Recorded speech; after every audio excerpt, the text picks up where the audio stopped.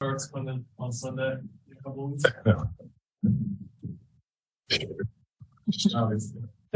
Obviously, down the stretch there, Irving got it going. It just like you guys maybe didn't count. I know we got some stops. Yeah, I mean, we got a few stops. Mikhail did a good job of denying him the ball. That helped. But once he got going, we said it at halftime because he missed a bunch of shots in the first half. And at halftime, we just talked to the guys like, look, he's going to get going. We just got to emotionally deal with it.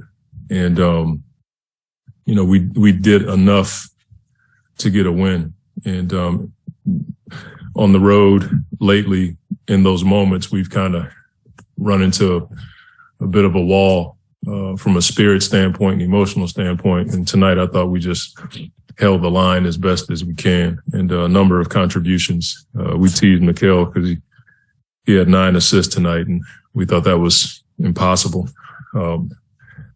Inside team joke, but I thought across the board we had so many contributions. DA was big in the paint tonight and with 14 rebounds, and Mikhail's just finding different ways to grow his game. A lot of it was in pick and roll and attacking the paint, and the fact that he was taking those shots when it mattered is something that he and I have talked about, like living with the consequences of whatever it is.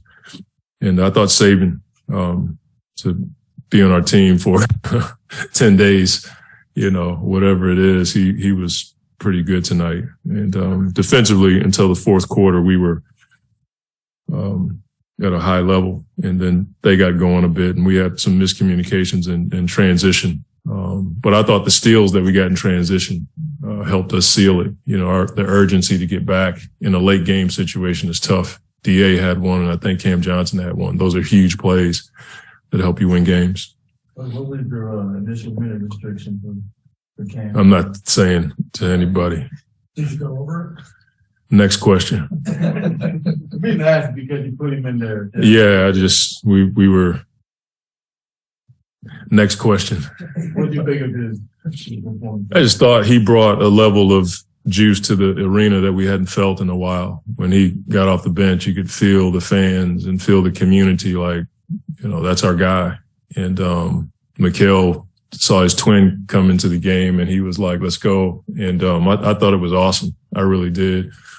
To have your fans emotionally wrap their arms around a guy that's grown up in this city and watched him battle through, a tough injury, and have him check in the game and feel that love from the community, from our fans. I thought it was awesome. It was one of those moments where I try to stay as focused as I can on the game, but in that moment, I felt it, and it was really cool.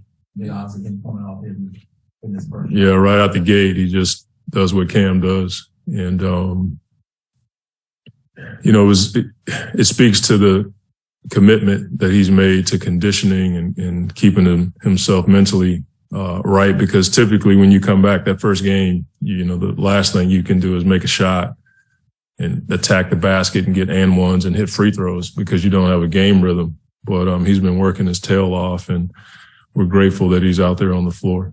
You guys, it looked like you did everything you could to stop Irving in the fourth quarter, but he just got going.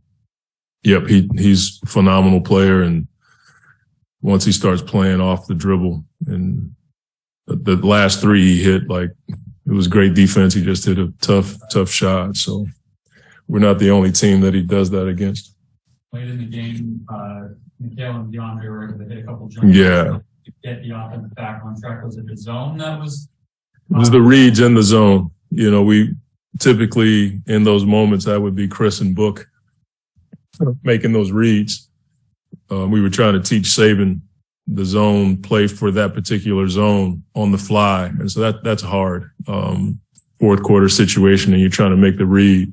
Once we started to see DA sealing the smaller guy on the backside with the corners filled, we started to, even when we missed the shot, that was the shot we wanted. So it's something that, we'll have to work on when we play them again, if we see it from another team. How long guys. Did you sense in the few minutes you got on the guys after the win, just how much they needed this type of win? Yeah, I mean, Book said it on the bench, like, way to get back on track. Like, this is what we're used to doing. We're used to winning games. And I've said it. It may sound like coach speak, but I feel like all of the stuff we've been through helped us win tonight's game because we've been in these moments on the road.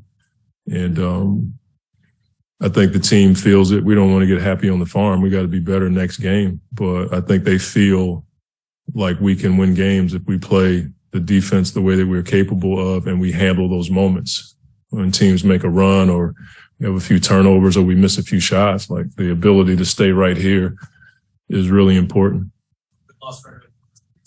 But do you feel like you got to be more back to your brand of basketball over that time? To a degree, I think so. And it's not even about making shots. For me, it's about playing with the highest level of force possible and playing defense and forcing teams into tough shots. You know, that's who we are. You may not stop your opponent every time, but if you make it tough on them, it's something that can give you energy. I thought the 24-second shot clock violation we got was something that propelled us from an energy standpoint.